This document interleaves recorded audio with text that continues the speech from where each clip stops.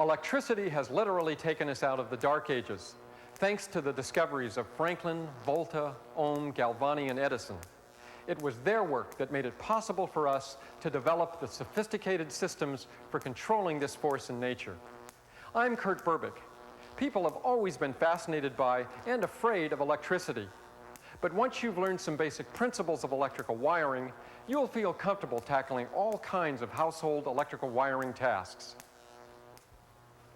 We built this set to demonstrate a number of aspects of doing your own electrical work. We're going to bring power into our addition. We'll show you how to install a new outlet into an existing wall. We'll be wiring this room with 5 outlets, including one controlled by a switch. We'll put in some exterior lights and an outlet on the outside of our house. We'll put in overhead lighting with a dimmer and track lights. To accomplish this, we'll rough in our electrical boxes for our switches and outlets. Then we'll run the wiring. After our inspection, we connect the wires and install the fixtures. Our breaker box will be right here in our addition, just for demonstration purposes. We'll be adding 2 additional circuits, one for our outlets and one for our lights. Now, one point to be made here. If you don't have enough space in your breaker box to add additional circuits, get an electrical contractor to put one in for you. Don't ever double up on existing circuits. Now here's Kurt to show you the tools and materials we're going to need to get started. The wiring projects we're going to show you may require many tools that you already have. A pair of long-nosed pliers, wire strippers, wire cutters, an electric drill, and a right angle drill, a circular saw, a saber saw, tape measure, screwdriver, a snap line, hammer and chisel, a utility knife, a keyhole saw, fish tape, and colored tape. All our materials meet code for this area, but yours may vary, so be sure to check your local codes before you start. Now here's Avian with some tips on safety. Rarely is your breaker box in the same room where you're doing your electrical work. So to ensure safety, it's a good idea to put a sign right on your box so everyone knows what you're doing. You never want to work with hot wires. So when you're doing electrical work, turn the power off right here at the box. Always work in a clean, dry area. And it's a good idea to have your wiring checked out by an electrical contractor. They can answer questions about circuit capacities and local codes. And that'll get your project off to a good start right off the bat.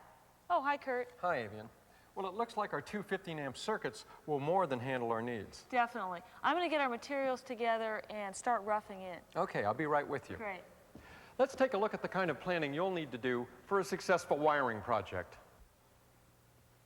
In this floor plan sketch of our room, we're going to plan the layout of our various fixtures to help us get a more accurate tools and materials list. We'll begin by laying out our duplex outlets along the walls. 2 along this wall, here and here, 1 in the middle of our back wall, and 2 on this wall. Now, code says that you shouldn't have more than 12 feet between any given duplex outlet in a room. That's so if you place a light along the wall with a 6-foot cord, you can easily plug it in. Now we want to place some of our fixtures in our ceiling. We'll put a track light here with a switch next to this doorway. This, by the way, is a good reason for drawing in your doors and your door swings on your floor plan. That way you know which side of the door opening to place your switches. Now we'll have a ceiling light here in the middle of the room, and we'll switch it over here from this doorway with what we call a dimmer switch. Now we'll place a light fixture on the outside of the house over here, and we'll switch it from inside by the same doorway. One more thing, we want to switch this duplex outlet only one of the actual plugs.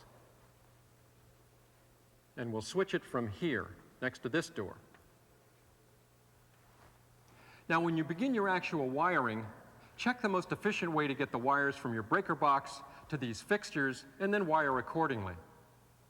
Well, now that we know what we want to do, let's join Avian. She's beginning what's called the roughing in process. The roughing in of electrical boxes for outlets, switches, and lights is done before the fixtures themselves are installed.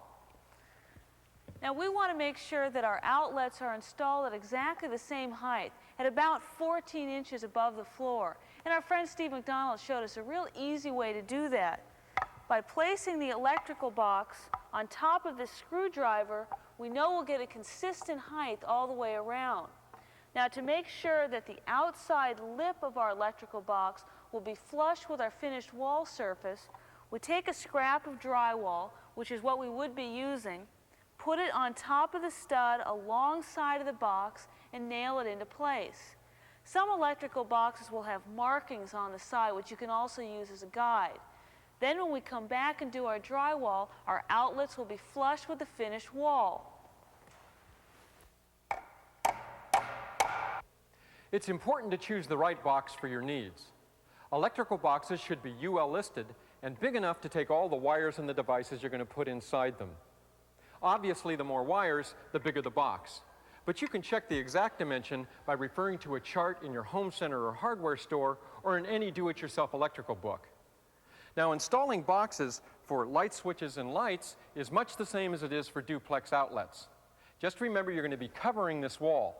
So as Avian already mentioned, the box should be installed so the front edge is flush with the finished material. Now we're going to install our boxes so the switches are centered 48 inches above the floor. Now this is just a convenient height and one that you may want to vary according to your own personal needs.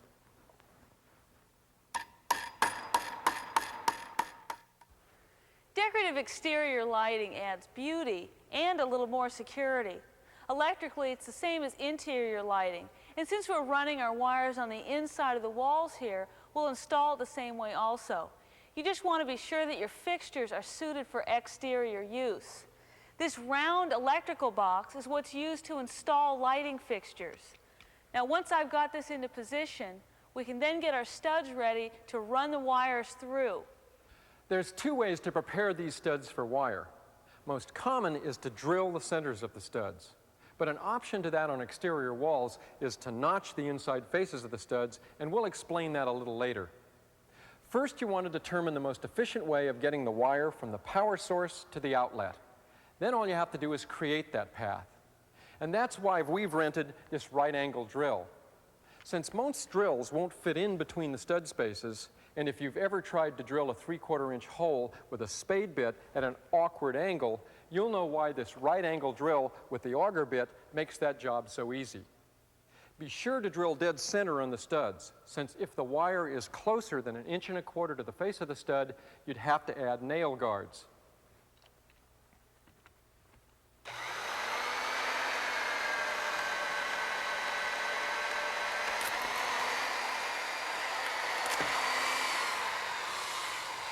Don't worry about the splintering. Remember, we're going to cover this wall up. Now, the option, as I mentioned before, to drilling is to notch the inside faces of the studs on the exterior walls. That's so the wires won't squash the insulation in the walls. And we're going to show you that process next. Avian will snap down 2 lines to mark the path of the wire. With a circular saw, she'll create notches in each stud. Once that's completed, all she has to do is to chisel out the blocks and the pathway is created for the wire. Now it's time to run the wire. We'll start here at the breaker box. For our 2 15-amp circuits, we use this 14-gauge NM or non-metallic sheathed cable, sometimes called Romex. Begin by stripping the outside sheathing off the end of the cable, being careful not to cut the plastic coating off the wire's inside. Expose plenty of wire so that later on we'll be able to reach the breaker switch and the neutral bus bar. Connect the stripped wire to this box where the outside sheathing starts with a cable connector. The cable must be secured to the framing within 8 inches of the box. We'll use a plastic staple for this. Now we can start feeding the wire through the notches leading to our first box, stapling at each notch. A hole must be punched in the electrical box for each separate cable.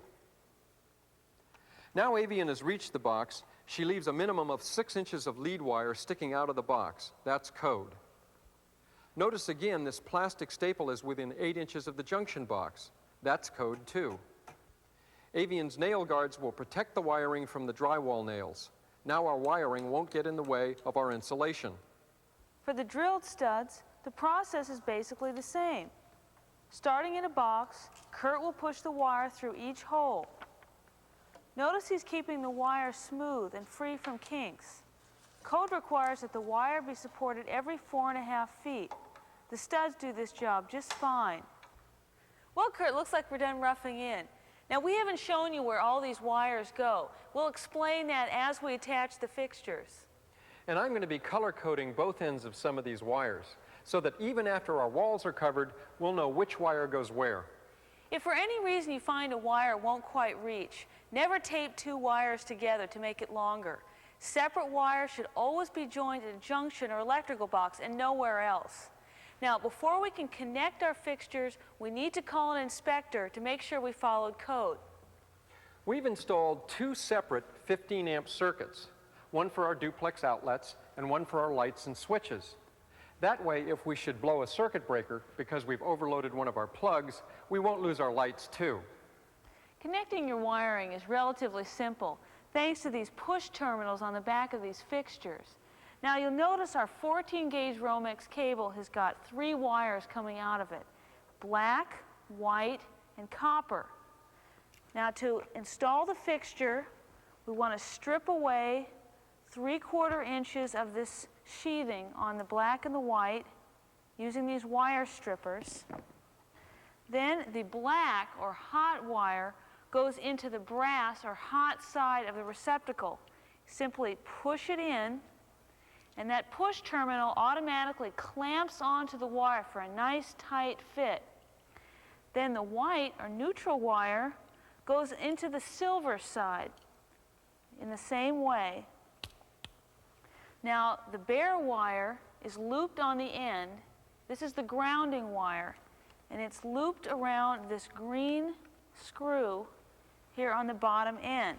Then as I tighten the screw down, I automatically tighten down that connection.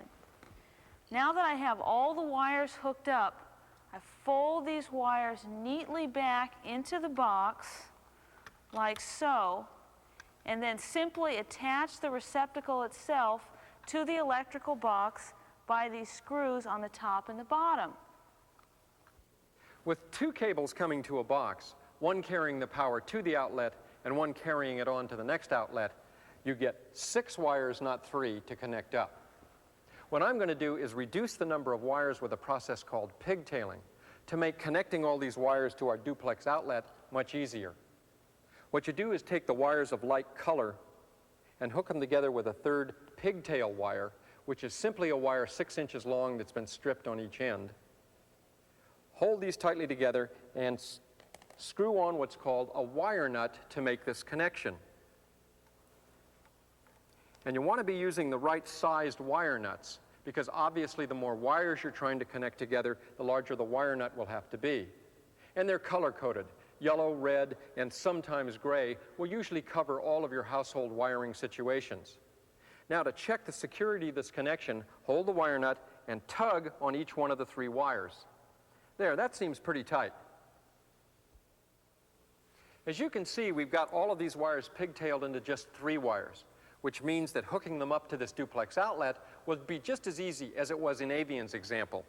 The white or neutral wire to the silver side of the duplex outlet, the black or hot wire to the brass side of the duplex outlet, and the bare grounding wire to the green grounding screw on the bottom of the outlet.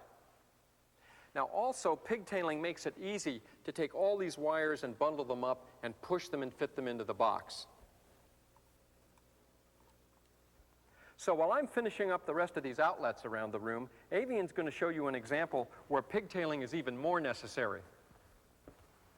Okay, so let's take a look at what's going on here. We've got 3 cables coming into this box, or 9 wires. One cable is supplying power directly from the breaker box. Another cable then carries that power on to the other outlets or receptacles. The 3rd cable comes from that switch, so that half of the receptacle will be controlled by that switch. Now I've got everything all pigtailed together, so we're ready to install the receptacle. Okay, now in connecting this receptacle, we've got some special considerations to make. We'd like the top outlet to be controlled by a switch and the bottom to be permanently hot. And we make our connections basically the same way. We hook up our ground wires to the ground screw, neutrals to the silver side. The hot wires go to the permanently hot side, including the black wire coming from the switch cable. Now this white wire, since it's going back to the switch, is a hot wire, and we've marked it with black tape here and up at the switch. Now that goes into the switching outlet like that. Now by breaking this tab here on the hot side, we separate these two outlets so that we can control them. Now this kind of wiring is particularly handy for a bedroom where you'd like to be able to control a lamp by the switch and have this hot for an alarm clock or clock radio. Now Kurt's going to show you how to wire up the switch. Kurt? There's a few important points to make about connecting switches up with wires. First, join all your bare wires together, thereby connecting the rest of the grounded portion of the system, and we can shove these grounding wires back into the box and get them out of our way. Next, a switch should never be connected to neutral wires, so we can join all of our white wires together and shove those back into the box. Now, a switch should only be connected to hot wires. A switch just interrupts the flow of the electrical current to the light. And we've pigtailed our power source wires together, so we can now shove the end of the pigtail into the back of our switch. Doesn't matter which hole. Now we can take our wire that goes to our overhead light and put that into the back of the switch. And we know we've got the right wire because it's color-coded. Again, at this portion of the process, remember, we're working with wires that have already been covered up with wall paneling. Now, that's ready to go. Now for the switch to our outlet. Here's the two wires from that receptacle. Our black hot wire, made hot when Avian pigtailed them together at the last outlet. And we just shoved that into the back of the switch. Then this white wire marked with the black tape, designating this also as a hot wire. And it becomes hot, of course, when we turn this switch on. Now we're ready to screw both of these switches into this electrical box. Connecting a dimmer switch, in this case for our overhead light, is really no different than installing a normal switch. Most dimmers come with wire leads though, so instead of attaching to terminals or screws, you simply wire nut the two ends together. And then we stuff it back into our box like any receptacle. Exterior lights are just like interior lights in terms of how you wire them up. That is, black to black, white to white, and ground to ground. And then just like with any receptacle or switch, you can shove these wires back into the box, which will give us some room to mount this light on the surface. Now, all exterior lights come supplied with a special mounting strap, which gets screwed to the box. This one has some threaded devices so the light can be held to the wall. And we'll just use these nuts to tighten down on these threaded devices. Now, exterior outlets, as well as the ones that you'd use in a garage or in a bathroom, must be what's called ground fault interrupted, or GFI. Now, a GFI outlet is simply a special outlet which switches off instantly in case of any misguided electricity or any shorts, which makes it extra user safe. Now, the point here is that it's no more difficult to hook up one of these outlets than it is a regular duplex outlet. And when you buy one, it'll come with very clear instructions about how to hook the wires up. So all I have to do here is finish tightening down these screw heads, put in a light bulb, and put on this cover, and we're ready to go. Of course, if we wanted to, we could install exterior light fixtures farther from the house. We would need weatherproof conduit for wires, weatherproof fixtures, and some digging. But we'll cover more of the specifics on that in our upcoming landscaping show. Next, we're going to put up some lights. We've already nailed this electrical box to our joist, so the face of it is flush with our finished ceiling material. And we pulled our electrical wire and stripped it, just as we did for our duplex outlets. Now we'll attach this surface-mounted hanging light, and it has an attachment strap that needs to be screwed to this electrical box.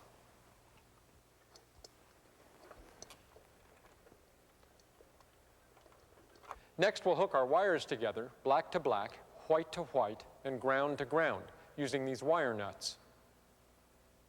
Then we'll push our wires up inside the electrical box. Now comes one of the easiest parts, and that's covering up the hole in the ceiling with this cover plate. It just slides up into place. Then we bring up this little nut and screw it on, and that'll hold the cover plate in place. Now all we need is a light bulb, and this light will be ready to go. Now Avian's going to show us how to install track lighting. Now installing this track lighting onto our demo ceiling is going very smoothly. I've got the mounting bracket screwed into the electrical box. The wires are connected by wire nuts, black to black and white to white. Now I stuff them up into the box. These clips here on the ceiling make it real easy to mount the track. Then once I've got that in place, I'll take this plastic cover to conceal the wires and the electrical box. And then with that all screwed down, we're ready to go ahead and mount the fixtures themselves.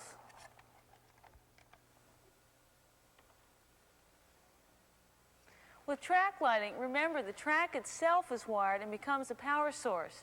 That's why it doesn't matter where you position the lights.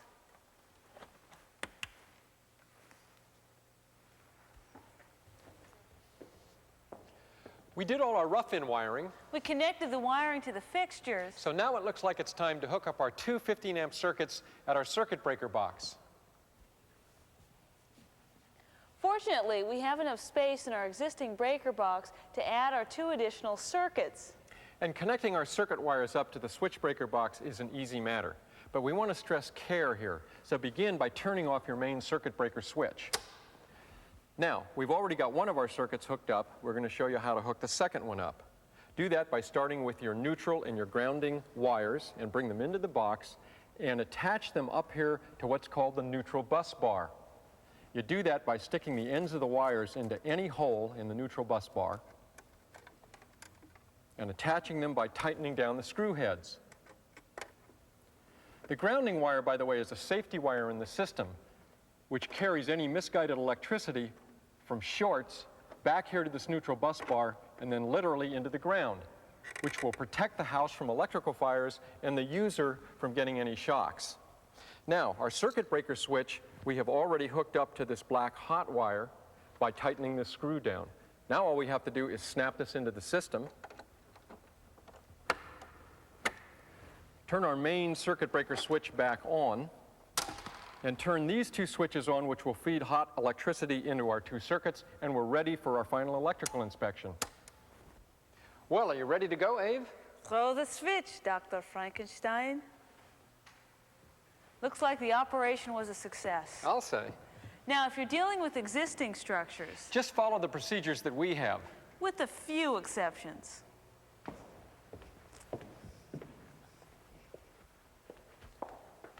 Now we'd like to install a new duplex outlet in an existing wall. Now we have an outlet right here. But we'd like one down here. And we can borrow the power for it from an outlet on the other side of this wall or from a room above or below this room. But what we're going to do is take the power from this outlet. We'll create a path from here over to our new outlet and run our wires through. Now before you can extend a circuit, you must be sure that it's grounded first. And to get started, I'll turn off the circuit breaker. We begin this process by removing the cover plate and pulling out the receptacle from the existing outlet. Then measure up the same height as our other outlet and trace the outline of the electrical box on the wall surface. Drill a hole and saw out the shape for the box. Now cut out the drywall behind the baseboard between the two boxes. Next, notch the studs just above the sole plate, creating a path for our wire. Now we have to fish up the wire at this existing outlet, and then hook up the wires and put the receptacle back in the box. Now we should install the nail guards to protect the wire. Now, just like the other end, fish up the wire at this new outlet. Next, remove the knockout and feed in the wire and clamp it down inside. Now we insert the box in the wall and install these metal tabs to hold it in place.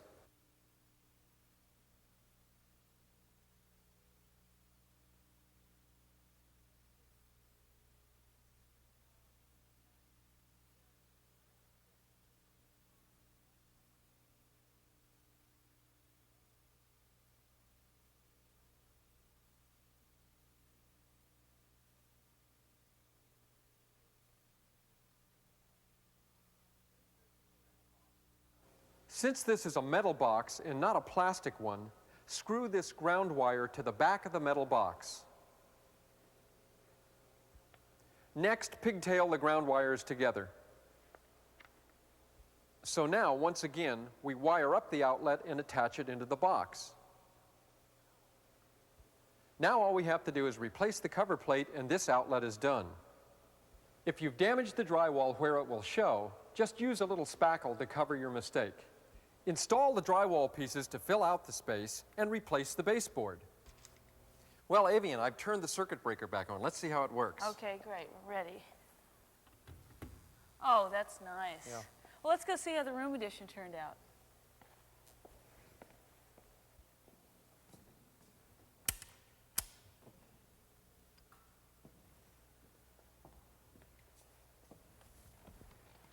Well, we've passed our second electrical inspection, and you've seen just how safe and easy it is to work with electricity.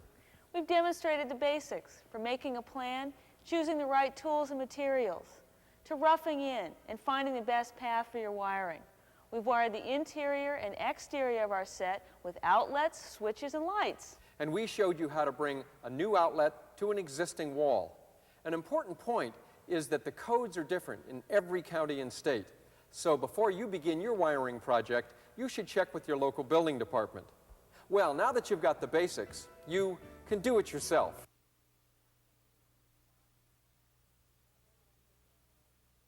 When you flip this switch on and off and nothing happens, it probably means you need to replace this switch or repair it.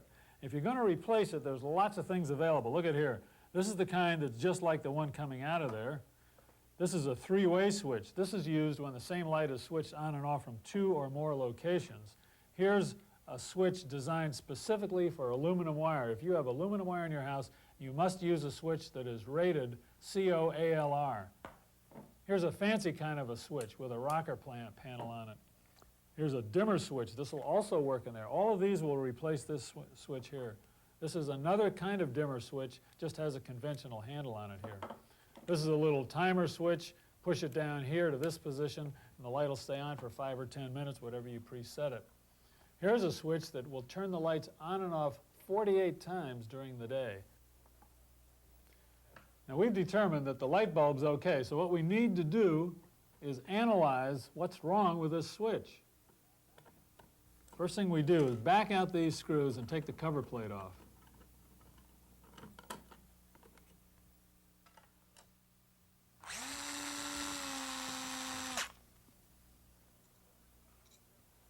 Now we're going to have to be very careful because I may have live wires here. I don't know. I'm sure, though, that we can find out with the voltage tester. I'm going to place one probe on one connection, the other probe on the other, and yes, I'm lighting up here, so I know that I've got hot wires to the box itself. Now, in looking at the switch, it looks as though the connections are tight, so there's nothing wrong with those connections. Now I know that the switch is bad, and I'm going to have to replace it.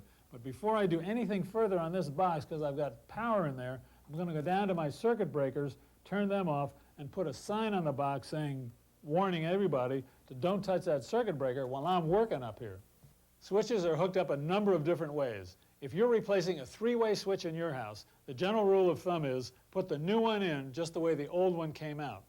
Using conventional switches, there are 3 ways that they work. One is screws in the side. You can see the hot lead going in here, the neutral lead going in here. This is the ground that gets hooked up in however way your box is currently wired. The other way to do it is strip the wires, and instead of putting that little roll in them, they insert straight into the back of the switch and are gripped that way. The kind we're replacing here is a dimmer switch, and we're going to use wire nuts and hook these 2 special leads to the hot and the neutral wire coming out of the box. Now we're just going to twist these wire nuts on. It doesn't matter which lead goes to which wire because this is a conventional little switch, not a 3-way switch. Push all those wires back in there, making sure nothing gets crimped, and make sure that the wire nuts don't come loose. And we simply screw the switch back in just like we had it before. And we replace the cover plate, cut the power back on, and we're back in business. Another do-it-yourself triumph. We've decided to replace this light fixture here. I think we can get something that looks a little bit better. Before I started fooling around with this, I turned the power off at the circuit breaker. And now what we're going to do is drop this down and get ready to take this apart and put our new fixture in place. I've taken one wire nut off. We'll take the other one. That's got that. Now, before I do anything else, I want to use the voltage tester and make sure I don't have any power here. And I don't. I'm dead as a doornail, so we're safe to work. Now, light fixtures use different sorts of connector plates up here. You see, the one we need to put up is different than the one that's in there. So the next thing I need to do is take that out of there. Okay, there's the new mounting plate in place of the old mounting plate. We're ready now to put in the new, beautiful fixture. Now, this fixture requires an extension rod that I've screwed into the mounting bracket. And now I'm going to just poke my wires right up inside there. And then we'll be ready to make our connection. Now, we about got this thing buttoned up. I'm going to put the wire nuts on very carefully. I want those to have a good grip. And then push all these wires back up into the box.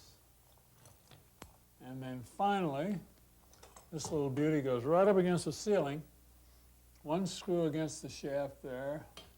Tighten it down. And another do-it-yourself triumph. Is this beautiful or what? Well, it feels good to sit down after doing all that work today. Oh, no. Just when I thought I had everything fixed, the lamp's out. Well, no problem. I just happen to have everything I need to fix it right here. I've unplugged it so we don't have any power in there. Got my new socket ready to go. To remove the old one, I'm going to press where it says press, and that snaps right off. And then I'm going to unscrew the two connectors and drop my wires off.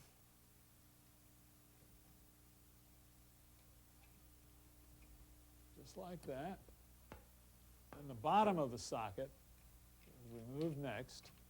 Take the old socket off. That just unscrews. And then my new socket comes right apart.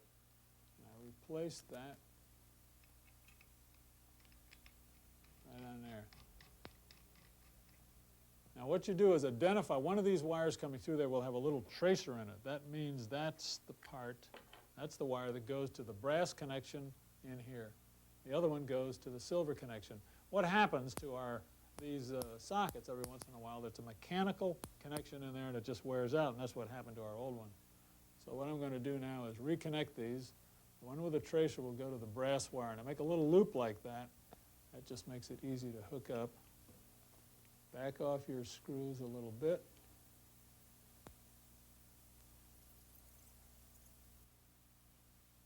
Wrap it right around there and retighten